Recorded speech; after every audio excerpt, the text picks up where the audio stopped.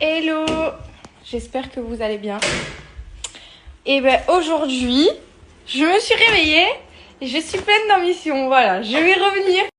Je vais arrêter de me branler les couilles des résolutions 2025. Non, en vrai, vous voulez que je vous dise la vérité?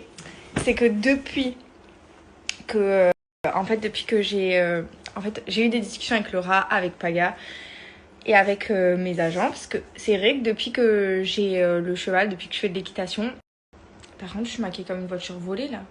Non, sur la vidéo ça fait vraiment non, là ça va, mais sur la vidéo ça fait trop bizarre. Non, ça va. Ouais, ça va. Sur la vidéo on dirait que je suis vraiment que je vais au cabaret quoi. Ah putain. Attendez, il faut que je finisse, que je vais vous raconter l'histoire, parce que là je suis essoufflée. Ah ouais. Bon, je me suis mise à la lumière parce que, en fait, quand je me mets là-bas, il y a de l'ombre. Et du coup, on dirait vraiment que je suis maquillée, prête pour aller en boîte de nuit. Bon, bref. Je voulais du coup vous dire que j'ai été énormément absente des réseaux. Et en fait, ça m'a vraiment créé une spirale dans laquelle je me suis mise, où je me suis dit, mais en fait, je suis plus... Vraiment, genre, je trouve plus ma place sur les réseaux. À certains moments, je sais plus vraiment si ce que je fais c'est intéressant, si ce que je fais c'est utile. Je me sens pas utile à ce que je fais pour vous, en me disant ouais, je raconte ma vie, mais au final bah ouais, c'est tout quoi. Alors qu'en fait, je sais qu'il y a plein de gens qui me suivent et je réalise pas à quel point il y a plein de mamans qui me suivent et qui sont hyper contentes de voir mon quotidien, de voir comment on fait avec nos enfants, de voir comment nos filles grandissent, etc. Et en fait, plus ça va et plus je me dis, mais en fait... Et du coup, ouais, plus ça va et plus je me suis mise dans une spirale, voilà, dans laquelle je me suis dit que tout ce que je faisais, ça servait à rien et qu'en gros, je faisais plus de story, plus de contenu parce que je voyais plus vraiment l'intérêt, alors qu'en fait... La vérité, c'est que j'aime ce que je fais. J'ai toujours aimé créer du contenu. J'ai toujours aimé les réseaux. J'ai toujours aimé ça. Mais voilà, ces derniers temps, ça a été vraiment une passe. Je pense qu'il y a eu les fêtes. Il y a eu l'accumulation de plein de choses. Et comme je vous le disais au tout début, le fait de m'être trouvée dans l'équitation, une passion dans laquelle vraiment je me sens épanouie. Je suis vraiment très heureuse d'avoir trouvé le cheval. Et pour ceux qui n'ont pas suivi, j'ai mon cheval maintenant. Et en fait, je m'en occupe tellement. Parce que du coup, quand j'ai pas mes filles, ma première occupation, c'est d'aller m'occuper de mon cheval. Avec Brioche, que j'emmène avec moi, bien évidemment. Et du coup, en fait, quand je suis au cheval, quand je suis à l'équitation, je ne pense pas à prendre mon téléphone parce que je suis tellement bien que j'en oublie tout le reste. Et voilà, donc en gros, j'oublie tout le reste. Quand je suis au cheval, c'est cheval, cheval, cheval. Et il n'y a pas de réseaux sociaux, il n'y a pas de téléphone. Mon téléphone, il est dans ma poche et j'y pense pas une seule seconde. Et en fait, bah, ça fait 3 mois que je fais ça, 3 mois que je vais au cheval tout le temps. Et que, en fait, j'ai complètement délaissé les réseaux, j'ai complètement délaissé tout ce que j'avais autour. Pas ma famille bien sûr, puisque du coup bah, le matin je suis avec Paga et les enfants et le soir je suis avec Paga et les enfants. C'est juste que de 8h à 16h les filles sont pas là, donc j'en profite pour pouvoir justement faire mes activités. Et c'est quelque chose dont je n'avais plus l'habitude, puisque pour celles et ceux qui ont suivi, j'ai enchaîné mes 2 grossesses pendant 2 ans. Et en fait, sans m'en rendre compte, je ne vivais je ne vivais qu'en étant à la maison et en m'occupant de mes filles. Et aujourd'hui, je reprends un peu une vie de femme, une vie pour moi et mes activités perso en tant que juste moi. Et c'est quelque chose que je n'avais plus l'habitude de faire. Celles qui me suivent depuis longtemps le savent que c'est très rare de me voir dehors au restaurant avec des copines ou en faisant les magasins ou en sortant en boîte. Ou voilà, là je suis partie en week-end avec une de mes copines. C'était quelque chose que je n'avais pas fait depuis extrêmement longtemps.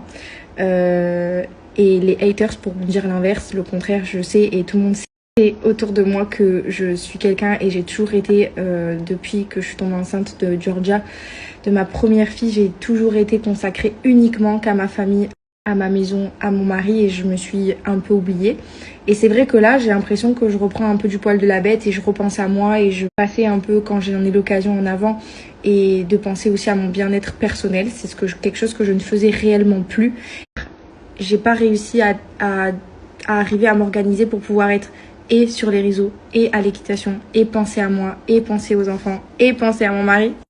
Donc en fait, c'est comme je vous dirais, j'ai un peu remplacé les réseaux par mes activités personnelles parce que ça faisait tellement longtemps que j'avais pas retrouvé un peu goût à la vie parce que la maman la plus heureuse du monde d'avoir mes 2 petites filles. Je suis la plus heureuse d'avoir un mari comme j'ai un mari qui s'occupe de ses enfants, qui s'occupe bien de moi, qui s'occupe bien de sa maison. Franchement, on n'a rien à envier, on est très heureux et je suis vraiment très heureuse d'avoir mes enfants, d'avoir ma famille, etc. Mais en tant que maman, je trouve que c'est très difficile d'arriver à trouver le juste milieu entre arriver à être une super bonne maman et sans culpabiliser d'être aussi une femme à côté. Donc là où je veux en venir, c'est juste de dire que diviser son temps, multiplier son temps et pour être ici avec vous en vous racontant absolument toutes mes péripéties, en vous racontant absolument toute ma vie parce que c'est ce que j'aime faire et c'est ce que j'ai toujours fait. C'est comme ça que vous nous connaissez, vous nous suivez aussi pour ça. Et en même temps, arriver à retrouver cette je sais pas comment vous expliquer, mais voilà, je me suis un peu retrouvée parce que, ben voilà, mes filles, elles grandissent parce que je pense que le 3e enfant, on le fera pas demain, avec Paga. Et là, on essaye de penser un peu plus à nous. Et voilà, la globalité du truc, c'est qu'en pensant un peu plus à nous, et ben, on en a délaissé un peu nos téléphones parce qu'on a tellement apprécié les moments tels qu'ils sont et comme on les a pris, que vraiment, pour 2025, je suis vraiment super heureuse de me dire que ça y est, genre je suis sortie des grossesses. J'ai Georgia qui grandit à merveille, c'est une pépite, elle est incroyable. On essaye de lui donner la meilleure éducation possible et d'être les meilleurs parents. On fait du mieux qu'on peut. Adriana, c'est pareil, c'est une merveille, c'est tellement un bébé gentil, c'est un bébé soleil, elle sourit tout le temps. Et je me dis, je suis tellement épanouie. Mariage le 2 décembre, on a fêté les fêtes de Noël en famille avec nos 2 filles, on a ma mère, les parents de Paga qui sont hyper épanouis aussi, hyper heureux de les voir comme ça avec nous. Ben voilà, on continue de penser à nous parce que on pensait déjà à faire un 3e enfant et après on s'est dit mais pas du tout, on va rentrer dans une spirale où on va enchaîner à chaque fois les enfants et on va s'oublier. Puis inconsciemment notre couple il en prend un coup aussi, faut se le dire, hein, le couple il en prend un coup quoi qu'il arrive parce qu'on n'a plus d'intimité, parce qu'on n'a plus de moments à 2, parce que quand on est des parents dévoués, on donne tout à nos enfants et on s'en oublie nous-mêmes. Et voilà, tout ça, on a envie de passer ce cap, de dire on peut très bien être des bons parents, on peut très bien s'occuper de nos enfants tout en pensant à nous et tout en acceptant de prendre des moments pour nous aussi sans culpabiliser. Et ça, c'est vraiment important de le faire. C'est quelque chose qu'on n'arrivait pas jusqu'à maintenant. Donc voilà. Bon, pour l'instant, on dort toujours pas ensemble. Ça va faire presque 2 ans qu'on dort séparés. Parce que, depuis que j'ai accouché d'Adriana, donc 8 mois bientôt qu'on dort séparés. Et avant, toujours avec Georgia. Donc ça va faire bientôt 2 ans que nous ne dormons plus ensemble.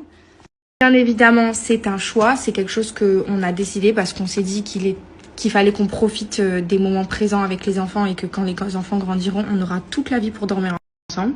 Donc ça a été un peu un choix de tous les 2. Autant lui que moi, on aime dormir avec nos filles. Mais on a quand même hâte de retrouver un peu cette routine de couple qu'on n'a plus du tout et dans laquelle on fait aussi des fois un déni parce qu'on n'en parle pas, on vit qu'au final c'est pas vraiment normal de vivre comme ça en couple, mais quand on est parent il faut savoir faire des sacrifices et on s'en est rendu compte que c'est comme ça et on se plaint pas, on est vraiment heureux. Mais voilà, là cette année on s'est dit qu'il fallait qu'on profite un peu plus, qu'on apprenne à voyager, à partir en week-end, autant ensemble que séparément avec nos amis, autant lui que moi. Et ça c'est important parce que... Bon voilà, c'était vraiment ça ce dont je voulais vous parler. Laura m'a dit, parce qu'il y a Laura à côté qui m'écoute depuis tout à l'heure, elle me dit c'est beau ce que tu dis.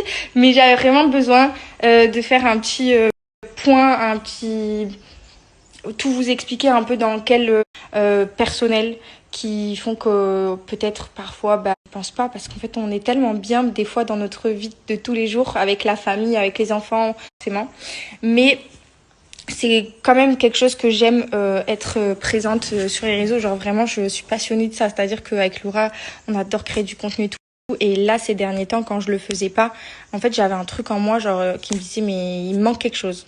C'est vrai que je me rends compte que j'essaye de faire abstraction sur des comptes blog et que on va essayer de déformer mes propos pour faire genre je viens me plaindre ici ou essayer d'attraper ma veste pour me faire de la remise en question, alors qu'en fait je parle juste de notre vie, et ceux à qui ça ne convient pas, et ben en fait je vous invite juste à ne pas regarder ou à ne pas m'écouter, parce que personne n'est forcé. Et aussi on n'est pas obligé de juger absolument tous mes faits et gestes, c'est pénible, c'est tellement pénible, malgré que j'ai 98% de bienveillants, de gentils et d'une communauté vraiment incroyable, faut que je le dise parce que ça fait maintenant bientôt.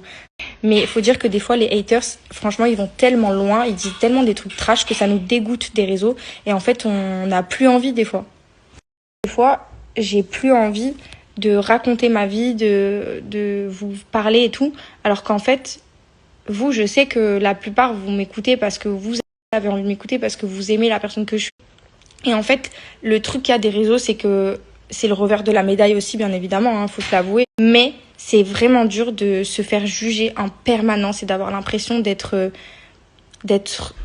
tout le temps mal regardé, mal vu, jugé, tout le temps en fait. Et ça, c'est quelque chose que je ne supporte plus. Et du coup, pour 2025, c'est aussi une de mes résolutions de ne plus regarder et de ne plus prêter attention à ces gens-là, parce que finalement, ça m'a dégoûté des réseaux ces derniers mois et ça m'a vraiment créé un énorme blocage aussi.